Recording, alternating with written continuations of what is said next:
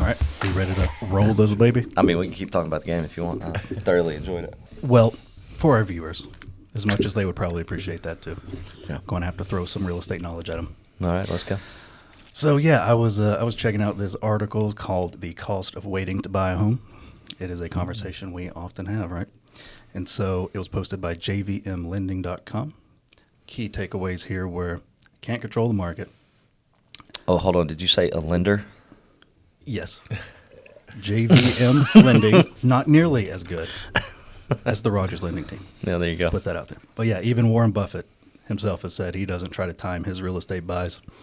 And many others throughout history have said the same. So also talks about this idea of housing hindsight. You'll look into the past, you're like, man, that was the perfect time to buy. I should have done it. But of course, we can do that at any point in time, right? We can always look back and say that. And so the folks who bought early, as we know in our world here, they have enjoyed lots of appreciation. And they have also enjoyed the comfort of fixed cost of living. Whereas the people who stayed on the sidelines, you know, they wish they had acted sooner. Even the people who bought at the worst times, still looking pretty good at this point. Yeah, inversely, if you are the type of person who wants to wait for the rates to lower, you're not the only person with that idea. If you get that 3% interest rate, a lot of other people are going to be like, hey, maybe now's the time to buy. I put together this list. It came from my head, although the ideas are not necessarily all mine, but some of them I think might be, or at least I haven't heard them. So I put together 5 points, and I thought maybe as I read them, you guys could, think about what you might add to it. The 5 pieces of advice that I've got for the first-time buyers. These are people who are probably renting. Okay. So, number 1. Sounds obvious, but maybe not as obvious as it sounds. So, save, yes, for a down payment and whatnot, but in my experience, the issue is usually on the DTI side.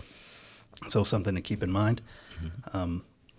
If you got $50 in debt that you can get rid of, that's about $10,000 in buying power. That is huge. If you're the person who is qualified at 120, and we all know what a $120,000 house looks like right now, and you are looking at these 150s, 160s that are, okay, those are good enough.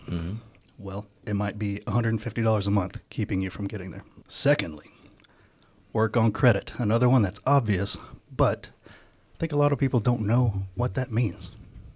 You say work on credit. I think the general public says, okay, pay on time. Pay on time. Okay.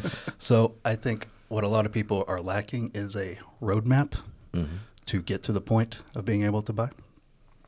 So maybe get a credit simulator with a loan officer, just an example. I'm sure there's many other ways to accomplish this, but get with a loan officer, run a credit simulator, be able to see, if you do this and this in this amount of time, at this point, you'll probably be ready to purchase a home. A lot of people don't understand the definition of pay on time. I'm blown away by that. But honestly, I've had several conversations where they're like, yeah, I pay my bills on time, and then they pull their credit, and it's not, they didn't pay it on time. And I'm like, you said you paid on time. It's like, well, yeah, I got the late fee, but I didn't. I'm like, no. On time, pay on time actually means pay it before it's due, not before they contact you to take your car back, right? Like the repossession of the car is not on time. Like that's way past on time. But paying on time actually does mean before the due date. And I know it sounds crazy to a lot of folks, but that actually does need to be defined. Yeah. Pay before the due date, not after. Yeah, that is very true. Yeah. Number 3. This is more something that happens after the purchase, but I think it should be top of mind as the goal, the idea of fixing the living costs. It's really hard to get anywhere in life if you're kind of reacting to the world around you. If you're having to think about, man, my lease is up in 2 months. Is the rent going to go up? I don't know. We haven't had that conversation yet with my landlord. Like, that's the kind of stuff. It's hard to get anywhere if you're constantly having to live with those thoughts. And hiding the dog every other month. And hiding the dog every other month. Let him roam free in your own house. Are you saying that tenants rent places that say they have no pets and then they actually do have a pet? Is that what you're saying? That's exactly what I'm saying. I saw a TikTok just today where she was showing her cat's hiding spot She has a specific hiding spot in one of the cabinets for her cat for when Well, the landlord comes over. Please tell me she could say the word landlord and the cat would go get in the spot. Now, It wasn't that long. That would be cool. It wasn't that long of a TikTok, but I thought that was impressive. Where was the hiding spot? Oh, it was in the kitchen, above the refrigerator, and like a small little cabinet area. Wow. Yeah. Very That's sneaky. pretty good. Yeah. Next time I go do a walkthrough, I'm going to look in the cabinet above the fridge. So number 4 of my 5-item list is so this one speaks to me very much. This is something I have lived by, and I think a lot of people, not that I am the example of awesomeness or anything, but it's a good way to think, I think. So get comfortable with job mobility. Huh. So, if you're working somewhere and you think your job is comfortable and like you're used to the routine and everything's good, but you're making, 14 an hour or something, and your lender said, well, you just don't make enough, period. Well, okay, at that point, you might need to solve that problem. That is something you can control. Mm-hmm. So maybe you can't move where you're currently working. Maybe you got to get back out there and start applying to jobs. Well, how do you decide? It's not always just the pay rate. Maybe pick the W-2 over the tips, or pick the W-2 over the 1099 or paid under the table or any of that stuff. Because in the eyes of a lender, W-2 is a lot more solid. And yeah, even a $1 an hour raise, like that goes a long way. That's about $150 a month. Yeah. And if we go by the 50 rule, what is that? Like 30 grand in your buying power? And then number 5, something I've done that has been extremely helpful to me, house hacking. People are totally cool with renting an apartment with their friends, but you don't hear too often someone buying the house and renting to their friends. Why not? That's a good question. It's a great question. If you don't want to do that, get a duplex. Just live in one side. There you go. Yeah. Perfect plan. You could buy with house hacking in mind. Say you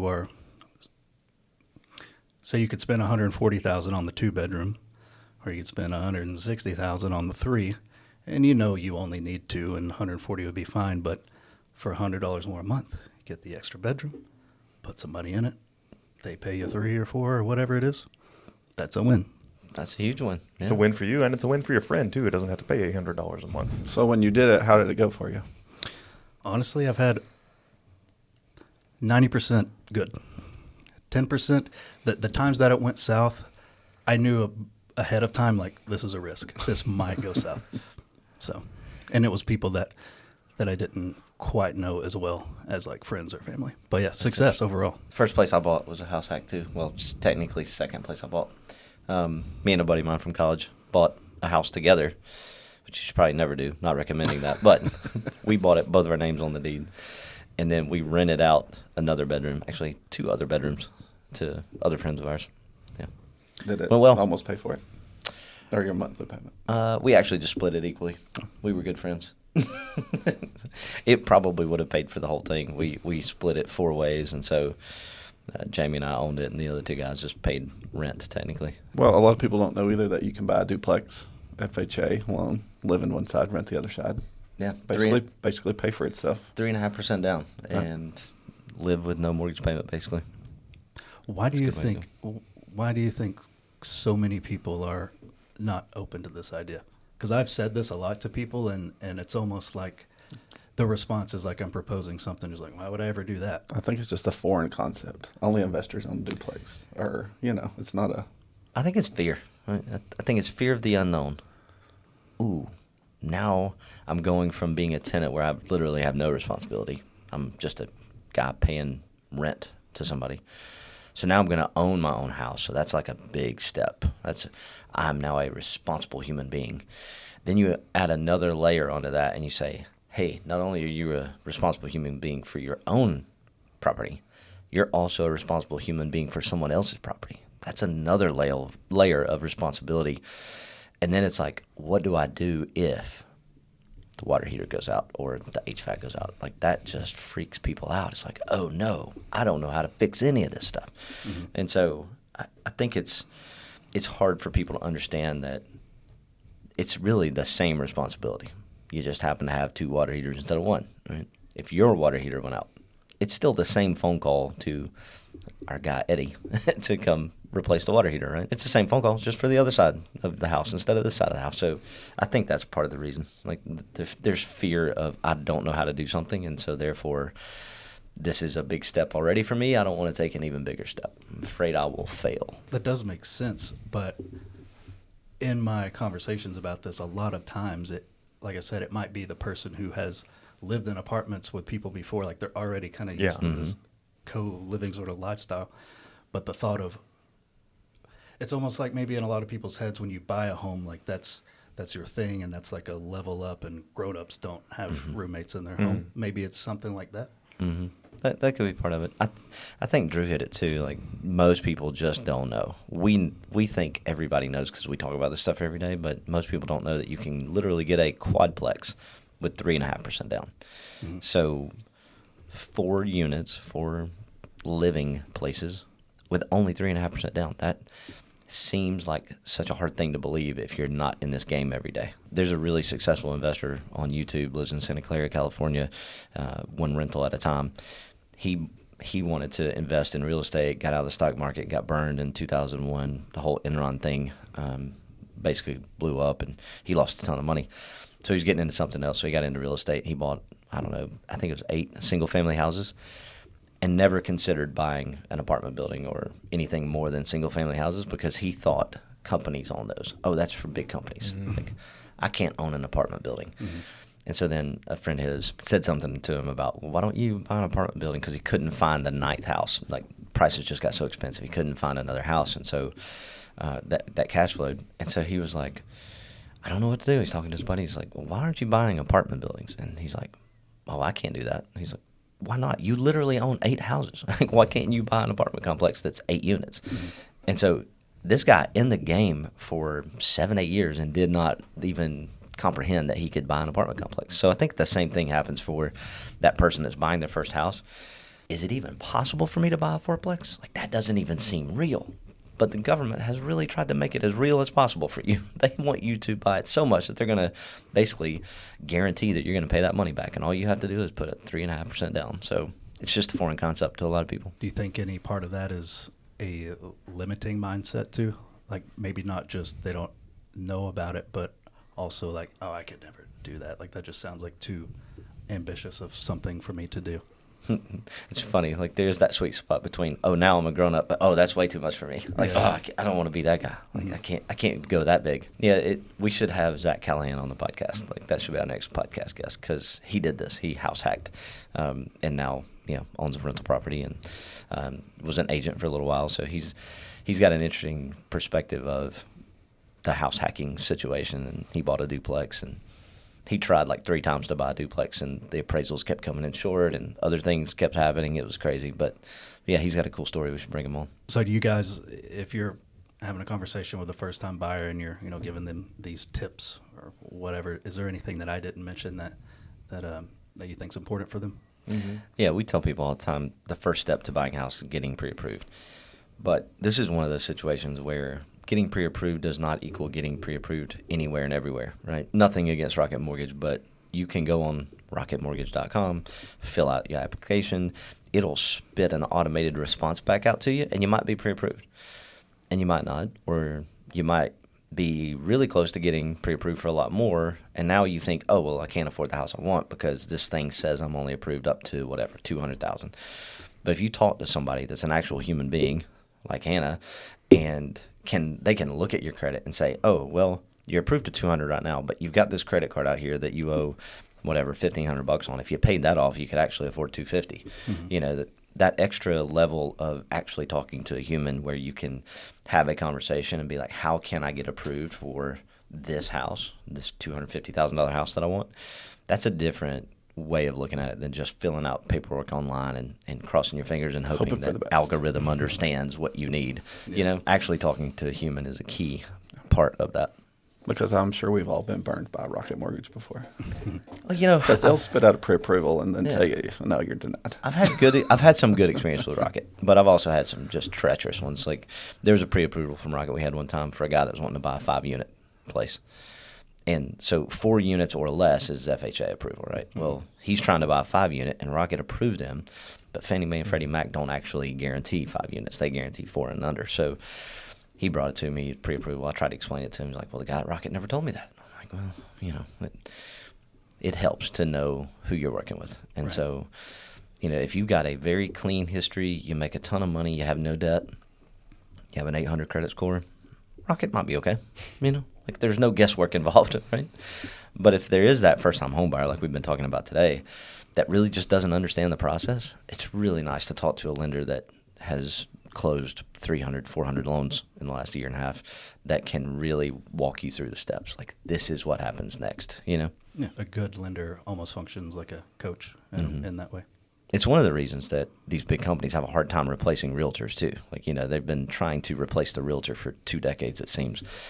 It's really hard to replace a realtor that knows what they're doing because they don't just unlock the door for you, right? They answer questions like, what exactly is a due diligence period? Do I need a survey or not? There are questions that a computer just can't answer.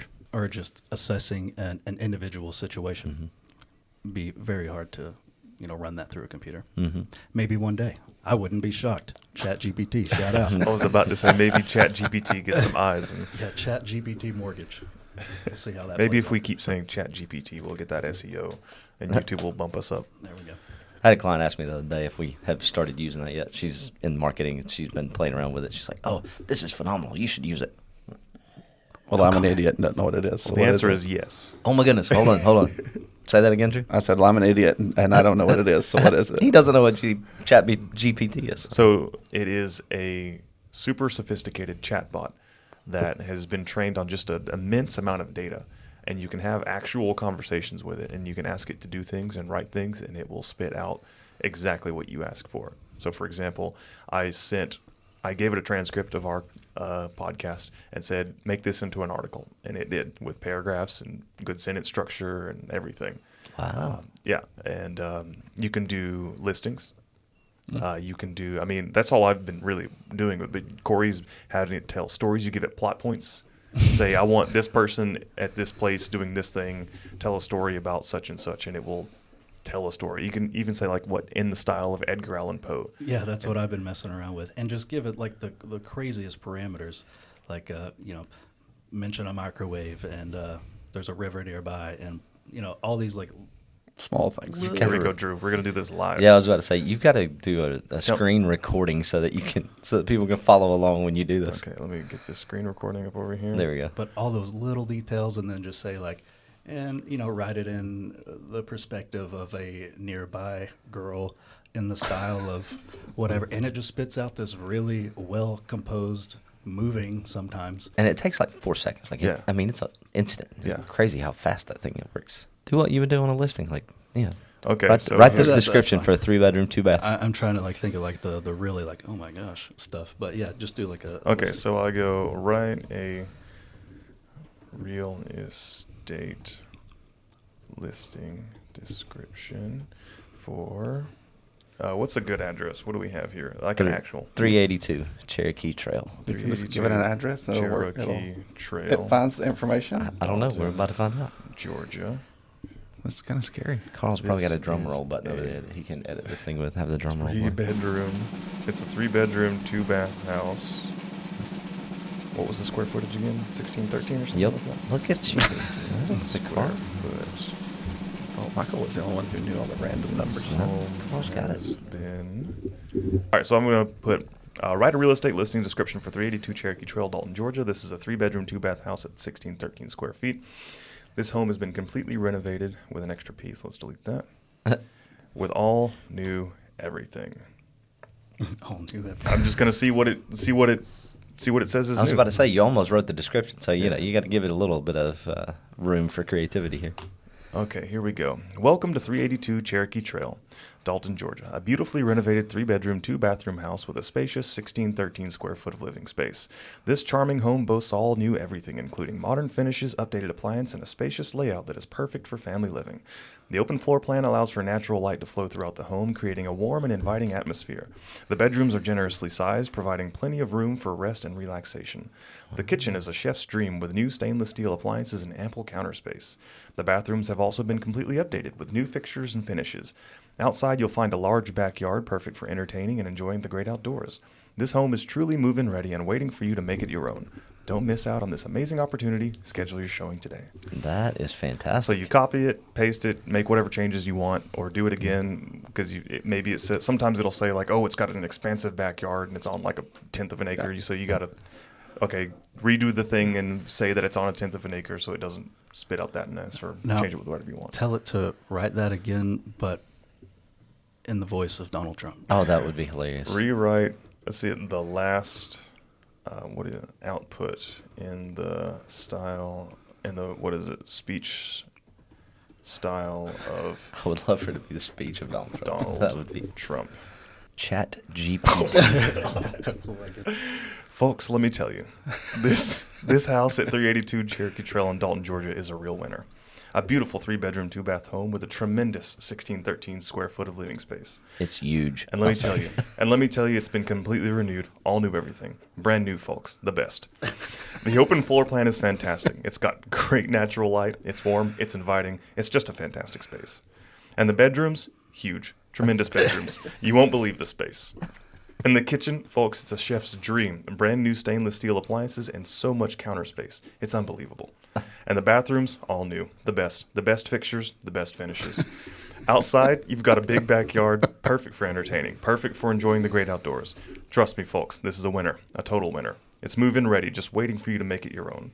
So don't miss out on this fantastic opportunity, folks. Call today, schedule your showing. You'll be glad you did. Wow, that's fantastic. Yeah. I love it. And I've spent so much time like cranking stuff like that out and then just like running it back through like, okay, now take that, but pretend it was Donald Trump telling it to this woman and what does she think about it? Oh, and boy.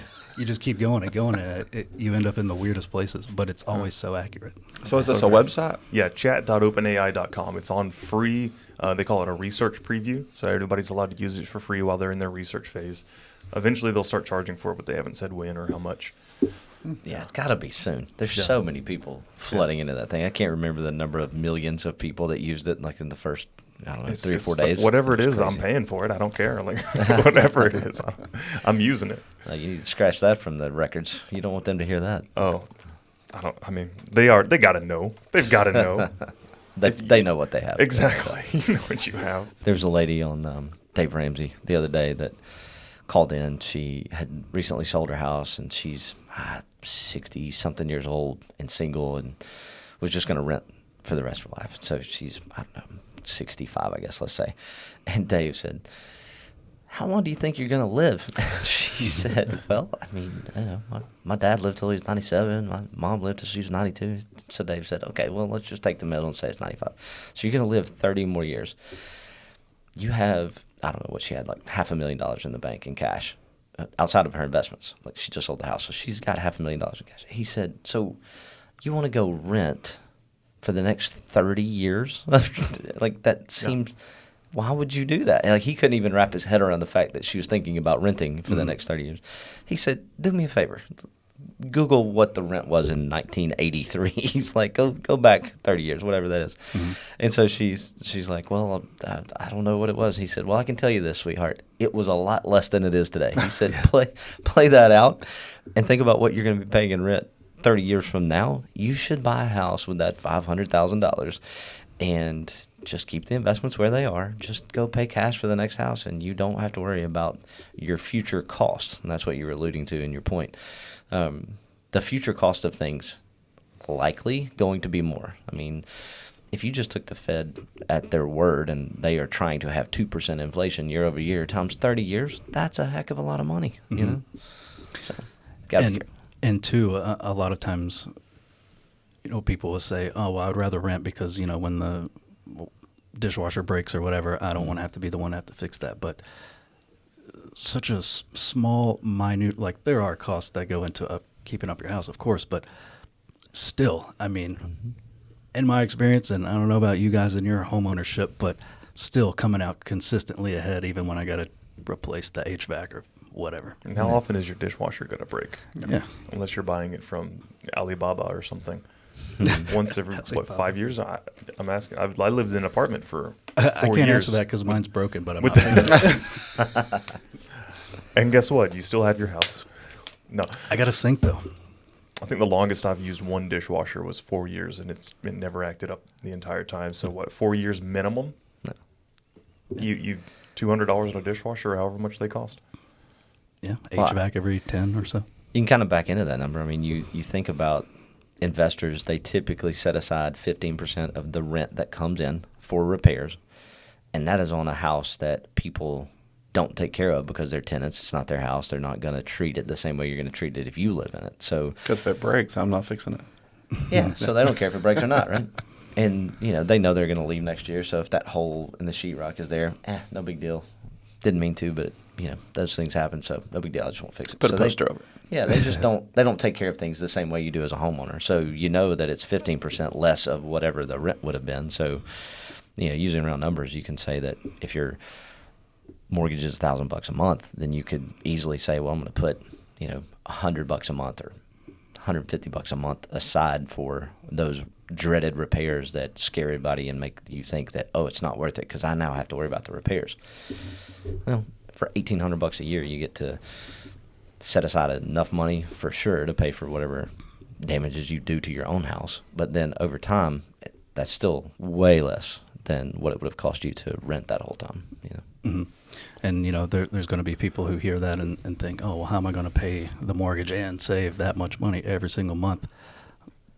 But if you consider, we'll think about what a $1,500 per month rental house looks like. Mm-hmm. And then think about the fact that same house, when you own it, is probably more like 13, a little less. Yeah. Well, there's your difference right there. You have graduated from being a renter to an owner. Take that difference and just save it for when the whatever breaks. At the risk of sounding like the cliched boomer, don't buy Starbucks every morning. You mean the cliched boomer generation, not boomer Bates that works? Yeah, not boomer Bates. To be clear, I'm not dissing on boomer Bates. We like boomer, but there, a lot of millennials like to roll our eyes at the often said, well, if you just wouldn't buy a $5 cup of coffee every day. I get that, but I also think there's a little bit of truth in it, and I think there is a non-zero amount of people, millennials such as myself, who think that they can't afford a home. But don't realize exactly how much they're overspending on so many little things. Yes. And I was that person until I sat down and took stock of what I was spending every month. You got to have your Netflix and your Hulu and your Disney and your, your subscription on your $1,000 iPhone and your, unlimited internet plan and your unlimited cell phone plan and your gym membership. Slow and down, spa Carl. membership. Slow down. Yeah, and it just adds up every single month, and your movie pass and your pass to go park at this place and your fast pass on the highway and, it's just, it just keeps going. And Let's. I want to go back to the Starbucks thing because I saw a TikTok a few days ago, and I thought it was the perfect example of exactly what you're talking about. So it was just a girl like sitting in her car, like her camera's on her, and it's just text kind of popping up on the screen, and the message is, it's frustrating in this world where you can't afford to buy a home, and so it said like, rent $1,500, car $400, listing these big expenses, and another part of the message was responding to the boomers being like, Starbucks is the least of my concern, but it listed the monthly cost, but then put Starbucks like $4. The Starbucks isn't $4. The Starbucks is $4 times 22. Yeah. Yeah.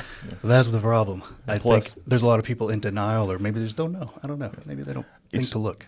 and it's not just the Starbucks. It's Yeah. the Starbucks is the symbol for all of the Overspending. overspending. It's not just the $4 cup of coffee every day. Then you get mad. That was me, by the way. I'm not hating on anybody. I went through this and had to come to terms with myself that I need to reduce my lifestyle to be able to afford what I want to afford. No, me too, truthfully. Got you said Rocket Mortgage a minute ago. Mhm. I think they own the app. Rocket Money. That we talked about it. Tracks your spending and everything. It's really cool. Connects to all your stuff, so it's just really easy to see what's going on. I would recommend that to anybody. It was eye-opening to me. Like, I had a good idea of where my money went, but not like that when I can see it like that. Well, we should be remiss now that we brought up the name Boomer, but didn't tell everybody where he's at. Oh, yeah. Boomer's not on the show today because he has broken ribs that don't allow him to stand very long. And so if you want to know more about how he ended up with 5 broken ribs, you got to go to his Facebook page and watch the Boomer Bates Real Estate in the morning show. Yeah, it's a mouthful, but he says it so well. So go watch him and his broken coffee mug. And his broken ribs. And his broken ribs. Don't get near Boomer. He'll end up broken. Had to get ribs to match the mug. I respect it. I respect That it. is dedication to the mug.